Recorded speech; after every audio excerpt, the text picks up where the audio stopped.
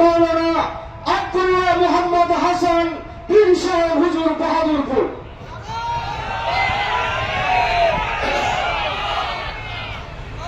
ইন্নাল হামদুলিল্লাহ والصلاة والسلام على رسوله الكريم وعلى آله وأصحابه أجمعين صلى الله عليه وسلم. وقال تعالى: يا أيها الذين آمنوا اذكروا الله ذكرا كثيرا وسبحوه بكرة وأصيلا. ওলামা মাশায়েখ সম্মেলনের সম্মানিত সভাপতি পীর সাহেব চরমনাই যেভাবে খানকার নেতৃত্ব দিচ্ছেন, আগামীতে জাতীয় সংসদ নির্বাচনে এদেশের মুজাহিদ মুসলিম জনতার ভোটে আপনাকে সংসদে মুসলমানের নেতৃত্ব দেওয়ার জন্য আজকে আল্লাহর হাতে বায়াত গ্রহণ করতে হবে। আপনারা, আমরা বাংলাদেশের মানুষ সব রাজনৈতিক দলের শাসন দেখেছি, সবাই নিজেদের আখের গুছানোর জন্য ব্যস্ত। দেশের জন্য, আল্লাহর দ্বীনে কায়েমের জন্য হাজী শরিয়তুল্লাহর ফরাইজি আন্দোলনের সকল নেতা কর্মীদেরকে নিয়ে বিগত দিনে ঘোষণা দিয়েছিলাম, হয়তো আল্লাহ রব্বুল আলামিন সেই পরিবেশ এখন করে দিয়েছে।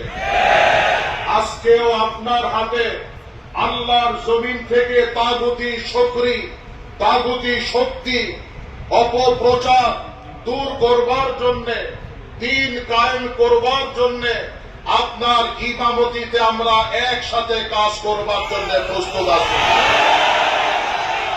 আমাদের যদি শরীরের রক্ত লাগে, রক্ত দেব। এদেশ থেকে সমস্ত বাতিল ফিরকা দূর করবার জন্য যা করা দরকার আমরা তাই করব। অধ্যাপক ইউনূস সাহেবকে একটু ধন্যবাদ দেই।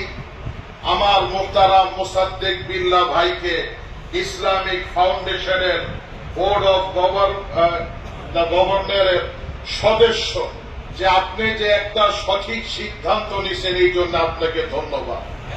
কিন্তু ধন্যবাদটা দিছি ছোট করে। আপনি যদি ফারুকিরে সরিয়ে দিতেন তবে একটা বিশাল ধন্যবাদ পাইতাম।